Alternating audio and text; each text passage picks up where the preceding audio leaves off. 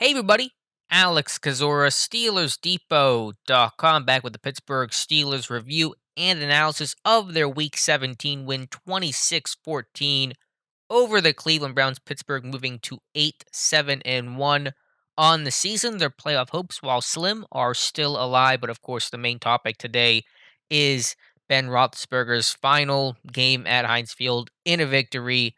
And it was just an emotional moment and scene for all those who were there and all those who watched from home. So let's talk about this win. I'm gonna focus on the game itself before I talk about everything after and what it means and the Ben aspect of it. Just from the game itself, the Browns had a really strange game plan. Really, both teams had a strange game plan where you thought it was going to be where the Browns are going to run the ball a lot in Pittsburgh. You didn't know if they could run the ball, but they certainly had a ton of success in this game. They didn't run quite as much as you thought as you would in this game. And while Najee Harris did have over 20 carries, ran for a buck 88, just given the volume of plays. Ben throwing the ball 46 times in this one. Pittsburgh playing with a lead throughout the entire game. Those ratios were surprising, but it was really surprising to see how often the Browns threw the football and how little Nick Chubb was involved in this game. And I get the Browns, like what Pittsburgh has dealt with in past weeks, didn't have the ball a lot in this game, but still, you kind of felt like they would run the ball more than they did, especially with Chubb, who was almost a non-factor after an early 32-yard run in that game. But overall, the run defense for Pittsburgh still good enough, holding the Browns to 93 yards. So in both games this year, the Browns, who have a top five rushing attack in football, held under 100. Nick Chubb not taking over either of those games. That was obviously critical. And then Baker Mayfield was just a mess, and they continued to throw with him, and he couldn't do anything. Pittsburgh, according to cornerback Akella Witherspoon, who had an interception off of Mayfield in this game, played more man coverage than they had any other game this year, partially for run stopping purposes, but I think just playing man coverage, forcing Baker to make some tough throws, he could not do that. The only success he had was against some zones, some empty kind of things, and stuff like that. But they threw the ball a lot, and Pittsburgh's defense just got after it. It really felt like what Pittsburgh did in 2019 and 2020 defensively with the pressure and the takeaways and the improved run defense. And so 9 sacks of Baker Mayfield, the most they've ever had in a game against the Browns. And they've had some big sack numbers against the Browns over the last, 10, 15 years. And so to do that, to have 9 in this one is pretty remarkable. 4 by TJ Watt, 2 by Highsmith. Hayward, I believe, I know he had at least one. I don't know if he had the second one in there. Mondo even had one. So, it was just everybody getting involved. The Browns really did not give their rookie right tackle, James Hudson, any help. That was surprising, overall in that game. And so I just, recognize that you won the turnover battle. You won on possession downs. Neither team was good on third down today, but Pittsburgh winning possession downs and getting off the field, minimizing the run game. And then again, you get 9 sacks. Odds are you're going to win that game.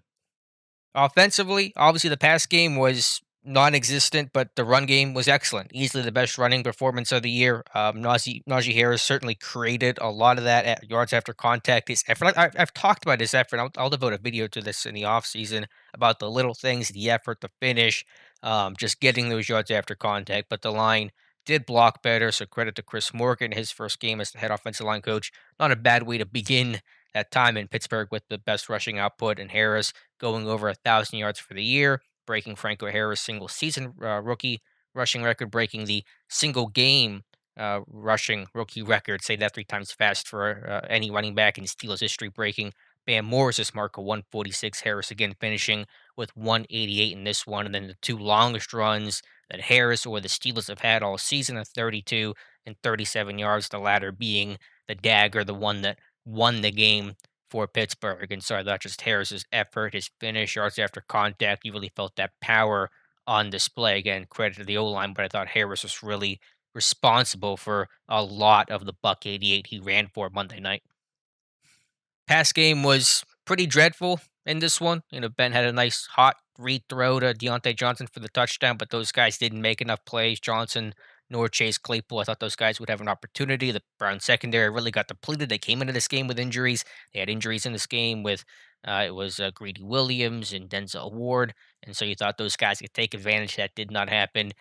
Ben kind of had some moments in this one. I guess his stats certainly don't show it, but some of the pump fakes and throwing hot and stuff like that. The receivers did not help him out though. And again, Ben was not great in this game by any means, but just could not get those guys to make a play. Some of those are tough plays, but receivers, they get paid and they get drafted to make some of those high level plays, and that did not happen Monday night. Offensive line, though, again, J.C. Hassenauer seemed to play pretty well. Maybe some snap issues early, but overall did a good job. And Dan Moore Jr., I thought, had a solid game at left tackle, better this time around against Myles Garrett, who, yes, is dealing with a groin injury, but I thought Moore, who got probably a little bit more help in this game, but not by much. I thought had a solid showing against Myles Garrett, who did not impact this game in any sort of significant kind of way. Quick note on special teams: Waitman, good punts, and Boswell connecting from 48 and 50 at Heinz Field in January in a cold night. Was probably a little windy as well off the river. And so, two big kicks for Bos. It just become routine, become expected, but don't take that for granted because not a lot of guys can make it look easy the way that Bos does. So kudos to David Waitman. Could give Harvin some real competition in the summer of 22.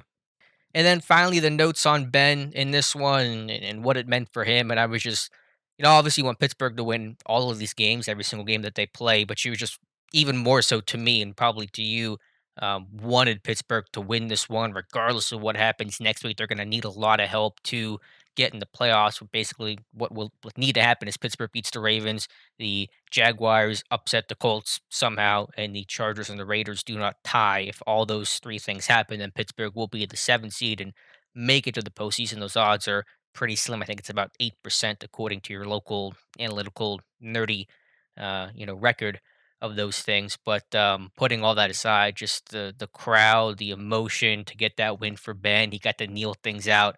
That was really cool. So we'll have a lot of time to talk about what Ben meant to you and I and to this team and just Steelers Nation in general. But it was just really cool to see, and I'm so happy Ben got to go out the way that he got out. While he did not play great, and this offense didn't have a juggernaut performance, it was a win, and that's always special. And to do it there with the way the crowd was just really cool. And so you just appreciate and remember that moment. So let me know your thoughts in the comments below. Appreciate you guys watching. We'll be recapping this game throughout the week. Get you ready for week 18 against Baltimore. Please like and subscribe. You guys have not done so already, and we'll talk to you soon.